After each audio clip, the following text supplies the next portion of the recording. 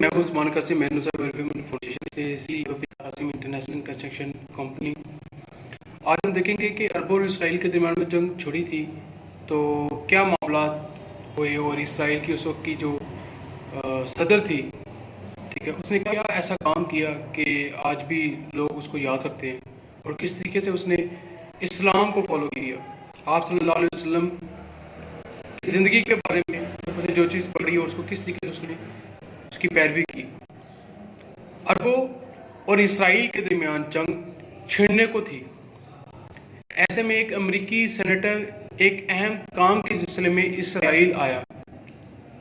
وہ اسلحے کی کمیٹی کا سربراہ تھا۔ ایسے میں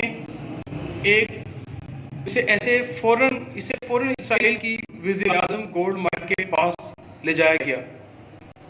گولڈ مائر نے ایک گھریلو عورت کی مانند سینیٹر کا استقبال کیا اور اسے اپنے کچن میں لے گئی۔ یہاں اس نے امریکی سینیٹر کو ایک چھوٹی سی ڈائننگ ٹیبل کے پاس کرسی پر بٹھا کر چولہے پر چائے لیے پانی رکھ دیا اور خود بھی وہیں آ بیٹھے۔ اس کے ساتھ اس نے ہتھیاروں، میزائلوں اور توپوں کا سودا شروع کر دیا۔ ابھی بھاؤ تاؤ جاری تھا کہ اسے چائے پکنے کی خوشبو آئی اور وہ خاموشی سے اٹھی اور چائے کی 2 پیالیوں میں ڈیلی۔ ایک پیالی سینیٹر کے سامنے رکھ دی اور دوسری گیٹ پر کھڑے امریکی گارڈ کو تھما دی۔ پھر دوبارہ میز پر آ بیٹھی اور امریکی سینیٹر سے محو کلام ہو گئی۔ چند لمحوں کی گفت و شنید اور بھاؤ تاؤ کے بعد شرائط طے پا گئے۔ اس دوران گولڈ مائر اٹھی، پیالیاں سمیٹیں اور انہیں دھو کر واپس سینیٹر کی طرف پلٹی اور بولی، مجھے یہ سودا منظور ہے۔ آپ تحریری معاہدہ کے لیے اپنا سیکرٹری میرے سیکرٹری کے پاس بھجوا دیجیے۔ یاد رہے کہ اسرائیل اس وقت اقتصادی بحران کا شکار تھا، مگر گولڈ مائر نے کتنی سادگی سے اسرائیل کی تاریخ میں اسلحے کی خریداری کا اتنا بڑا سودا کر ڈالا کہ حیرت کی بات یہ ہے کہ خود اسرائیل کابینہ نے اس بھاری سودے کو رد کر دیا۔ اس کا موقف تھا کہ اس خریداری کے بعد اسرائیلی قوم کو برسوں تک دن میں ایک وقت کے کھانے پر اکتفا کرنا پڑے گا۔ گولڈ مائر نے ارکان کابینہ کا موقف سنا اور کہا، آپ کا خدشہ درست ہے، لیکن اگر ہم یہ جنگ جیت گئے اور ہم نے عربوں کو پسپائی پر مجبور کر دیا تو تاریخ ہمیں فاتح قرار دے گی، اور جب تاریخ کسی قوم کو فاتح قرار دیتی ہے تو وہ بھول جاتی ہے کہ جنگ کے دوران فاتح قوم نے کتنے انڈے کھائے تھے اور روزانہ کتنی بار کھانا کھایا تھا۔ اس کے دسترخوان پر شہد، مکھن، جیم یا نہیں، اور ان کے جوتوں میں کتنے سوراخ تھے یا ان کے تلواروں کے نیام پھٹے پرانے تھے۔ فاتح صرف فاتح ہوتا ہے۔ گولڈ مائر کی دلیل میں وزن تھا۔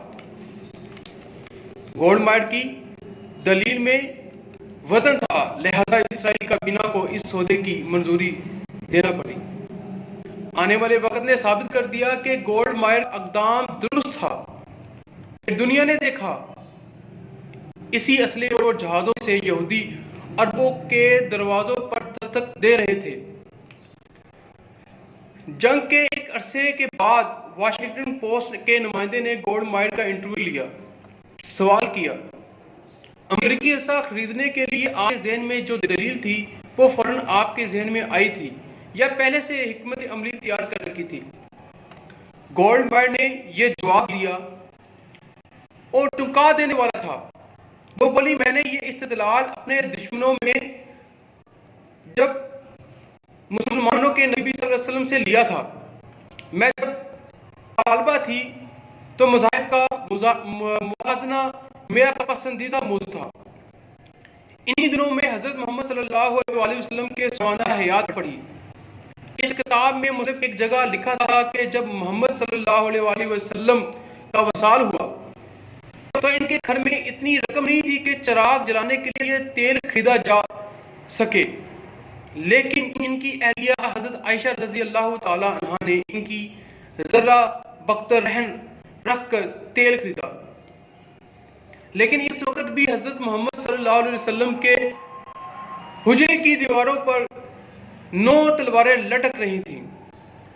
میں نے جب یہ واقعہ پڑھا تو میں نے سوچا دنیا میں کتنے لوگ ہوں گے جو مسلمانوں کی پہلی ریاست کی کمزوری اقتصادی حالت کے بارے میں جانتے ہوں گے، لیکن مسلمان آدھی دنیا کے فاتح ہیں، یہ بات پوری دنیا جانتی ہے۔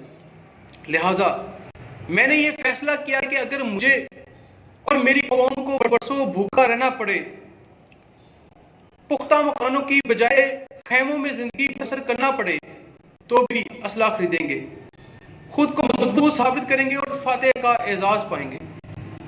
یہ حیرت انگیز واقعہ تاریخ کے دریچوں سے جھانک جھانک کر مسلمانان عالم کو جھنجھوڑ رہا ہے، بیداری کا در رہا ہے، ہمیں سمجھا رہا ہے کہ ادھیڑے آباؤ اور پھٹے جوتوں والے گلہ بان 1400 برس قبل کس طرح جہاں بان بن گئے۔ تو ہمیں مسلمانوں کو اپنے آباء و اجداد اور نبی پاک صلی اللہ علیہ وسلم پیس بی اپون ہم کی زندگی کو بھی ہمیشہ کے لیے اپنی زندگی کے اندر اپنانا چاہیے، تاکہ ہم دوبارہ اس دنیا کے اندر ایجوکیشن کے معاملے میں، ہیلتھ کے معاملے میں، جنگ کے معاملے میں، ہر لحاظ سے دوبارہ عروج پا سکیں۔ تو اس کے لیے ہمیں قرآن اور آپ صلی اللہ علیہ وسلم کی زندگی اللہ نے ہمیں گفٹ کی ہے، جس کو ہم فالو کر کے دوبارہ وہ عروج حاصل کر سکتے ہیں جو مسلمانوں کا تھا۔ پاکستان زندہ باد، پاکستان پائندہ باد۔